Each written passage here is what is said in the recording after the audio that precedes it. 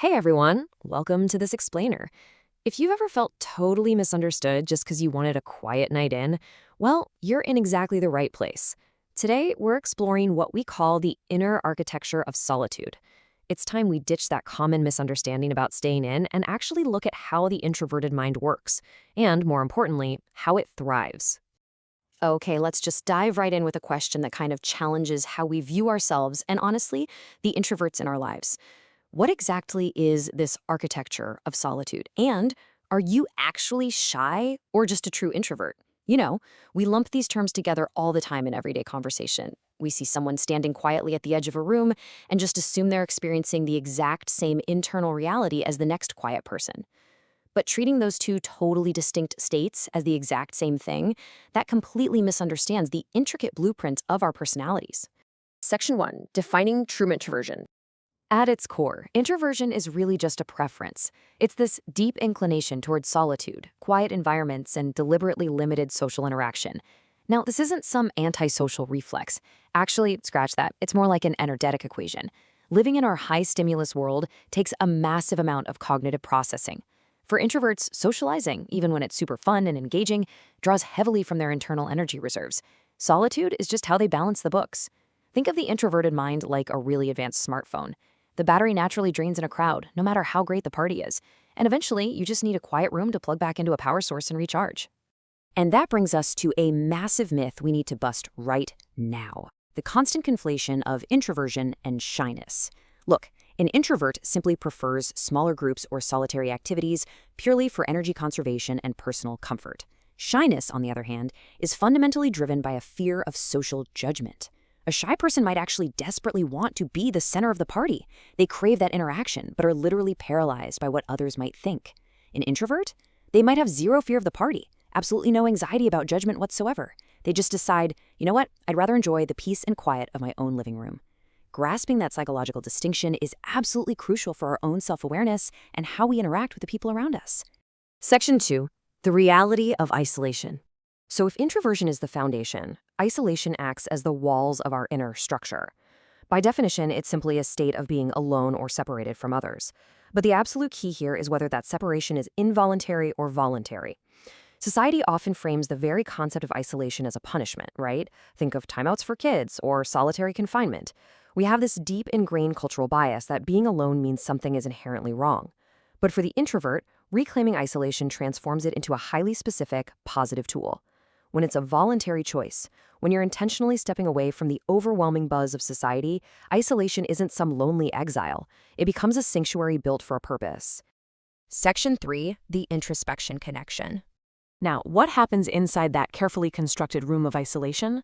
That's where we find introspection, the active, deliberate process of examining your own thoughts, feelings, and motivations. You aren't just sitting alone doing nothing, staring blankly at a wall. You're engaged in a dynamic, incredibly valuable form of self-reflection. It's a dedicated practice focused entirely on personal growth, emotional regulation, and deep internal understanding. It's where all the chaotic, raw data of your daily life is finally sorted, filed, and made sense of. So why does this matter so deeply to the introverted mind? Well, processing complex thoughts and managing heavy, multifaceted emotions takes real, serious cognitive bandwidth. Introverts are naturally drawn to this internal examination because without all that external noise and without the draining energy of putting on a social performance, the mind is finally free to do its heavy lifting. You can actually hear your own thoughts. You can dissect an interaction you had earlier, figure out why a certain comment frustrated you, and plan out your goals without constant interruption. Section 4. How the pieces interlock. It makes perfect sense that introverts naturally gravitate towards isolation. I mean, it is the ultimate defense mechanism against social overload, and for sure the absolute fastest way to recharge those mental batteries. But here's the vital takeaway. Introversion does not equal permanent isolation. This is where so many people get it wrong. Lots of introverts maintain wonderfully vibrant, fulfilling, and deep social relationships. They simply use isolation as a strategic tool for downtime. They visit the room of isolation to rest and reflect. They don't lock the door, board up the windows, and throw away the key. When we pull all these concepts together, the true architecture of solitude really reveals itself. Think of it like this. Introversion is the underlying trait that creates the need. Isolation is the specific environment that provides the space. and introspection is the vital action that thrives within that space. Aligning these three elements creates this incredibly powerful engine for self-understanding. Just think about how exceptionally rare it is in our modern, hyper-connected, notification-driven lives to actually get all three of these aligned. Carving out that physical space and mental time, that is a profound act of self-care. But okay, here is where we have to navigate the potential pitfalls, the turn, if you will. Because while introspection is amazing, excessive, unchecked isolation carries some really severe risks. There's a psychological pivot point where healthy solitude kind of curdles into damaging loneliness. When isolation stops being a temporary, voluntary state used to recharge and instead becomes prolonged, chronic, and coupled with a total lack of social interaction, that's when the architecture begins to collapse inward. The quiet room turns into an echo chamber, and that leads directly to darker consequences like profound feelings of alienation, loneliness, and depression. Section 5. Finding your balance. So we have to actively manage the boundary between beneficial downtime and negative isolation. It's a real tightrope walk. On one side, you have this incredibly healthy structure, recharging your energy, engaging in deep self-reflection, and practicing voluntary separation from the noise of the world. But drift too far and you fall right into the void. Loneliness, depression, and a completely unhealthy lack of interaction. Remember, you are the architect of your own mind, and that means you are the one who decides when the internal work is done and when it's time to open up the windows, step back outside, and reconnect with the world around you. To wrap this all up, introversion, isolation, and introspection are deeply intertwined, sure, but they are entirely distinct concepts.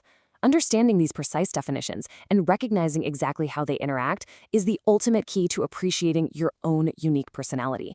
You literally now have the vocabulary to define your boundaries. Once you know the vital difference between simply being a shy person and being a true introvert, or the difference between claiming healthy downtime and slipping into negative isolation, you can confidently set up a life that genuinely honors your needs. I'm going to leave you with this final thought to ponder as you evaluate your own inner architecture. Have you found the healthy balance between empowering solitude and vital social interaction in your own life? It's definitely a question worth reflecting on the next time you find yourself enjoying a quiet room. Thank you so much for joining me for this explainer, and keep building a life that works for you.